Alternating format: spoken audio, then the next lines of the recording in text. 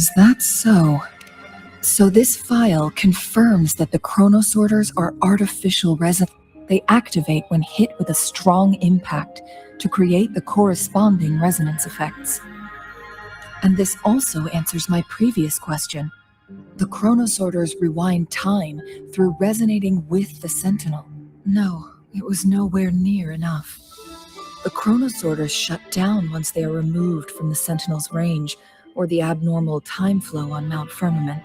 Plus, as artificial resonance objects, their capacity is limited. According to the Court of Savante researchers, there was a hypothesis that could potentially make them more powerful, the second resonance awakening hypothesis, which states the collision between two resonating frequencies might cause a second resonance awakening. Yes, that fight has to happen to trigger a second resonance awakening for Jinhsi, so she may exert even stronger resonance abilities. Countless chronosorters were made to collide with the Sentinel's frequencies, but they were no match. All the machines turned to dust. One chronosorter briefly showed the power to restore time before breaking apart. This proved that a second awakening can indeed improve resonance ability. The research log mentioned that all chronosorters were working in an overdrive mode. It's similar to how human resonators experience overclocking, they wrote. Overclocking happens when a resonator overexerts their ability. And this researcher who wrote this suggests that it might be the key to triggering a second awakening. No, it's not. Exhausting oneself will... In addition, I noticed another detail in these records. The chronosorters required manual control, while the sentinel Jue appeared to be under someone else's in the only incident of success, just as the chronosorter was about to break down, that peculiar visitor gave an order to the sentinel, and the sentinel successfully transferred some kind of energy to the chronosorter. Thank Rover. Do you have an idea?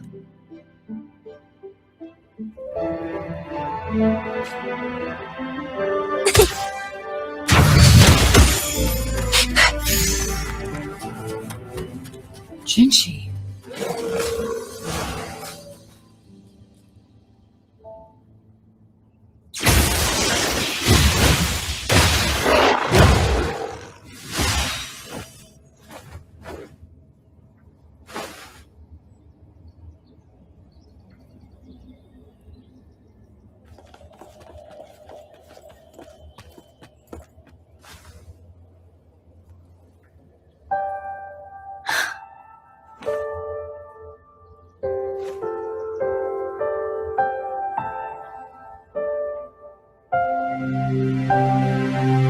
Don't worry. Rover is special. The temporal disruption can't hurt her. But Changli... Shh. I gave my word to be your pawn, and I intend to keep it. As your teacher and courtier, it is only right for me to do so. And let's not forget, without me playing the Wayfinder for Rover, we wouldn't even have her here. Rover has a strong connection to this place.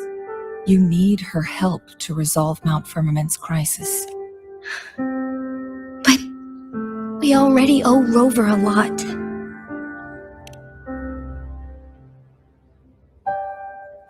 Thank you.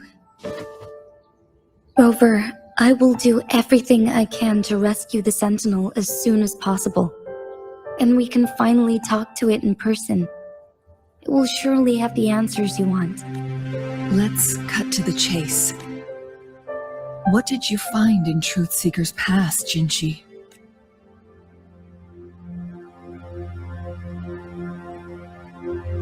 According to the Court of Savante's records, the Sentinel was already injured upon its arrival at Mount Firmament.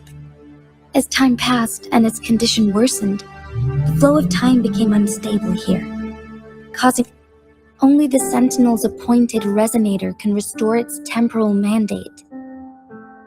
Their records indicate a solution.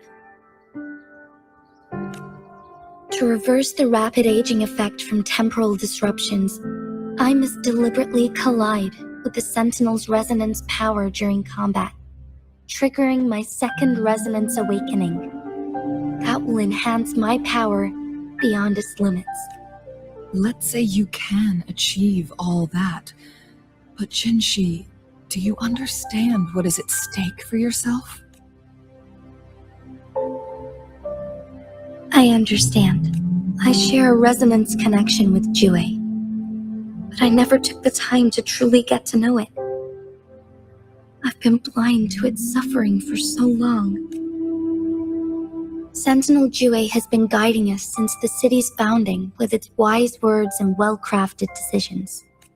The temporal disruptions we face are just a side effect of its efforts to protect local people. Without the Sentinel blocking out tacit discords through its time manipulation power, Jinzhou would be a barren wasteland today. So what do you plan to do, Jinhsi? If the Sentinel's condition is indeed incurable, nobody knows how far the temporal disruptions will continue. Today it's Mount Firmament, but tomorrow it could be all of Jinzhou. I will. If it truly comes down to that, I'll fulfill Jue's prophecy myself. It's the only way to save Mount Firmament, protect Jinzhou, and help the Sentinel. Have you thought about the consequences, Jinhsi? Trying to trigger a second awakening by fighting the Sentinel, it could make you overclock at any moment. We both know what that means. You could lose your mind forever, or even disintegrate into dust. You don't want to end up like those chronosorters, shredded under immense pressure. On top of that, do you honestly believe you can fight in your current condition? I can see right through your facade, Jinhsi. You're essentially committing suicide at this point. You're one to talk, my teacher. I learned from the best. When have you ever backed down from risking your life for what you believe in? Oh? I don't remember ever teaching you that. We all die eventually, but we need to stay alive as long as we can to achieve more. Jinhsi, you must live and inherit the Sentinel's power. Then you can save and protect these people for years to come. Changli,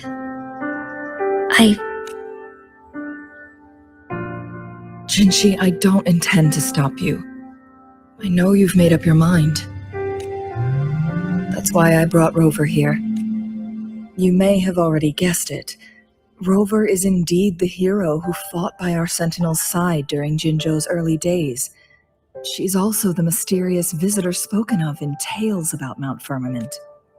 All evidence we've gathered points to this being true. If anyone can help us with the situation at Mount Firmament, it must be Rover.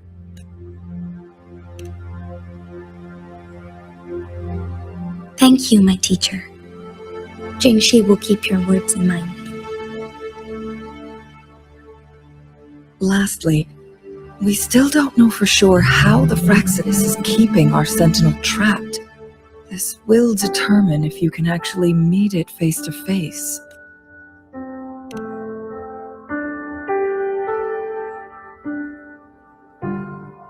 Yes, it could be any of these scenarios. Lady Xingyi is already on the case. We should get an answer soon.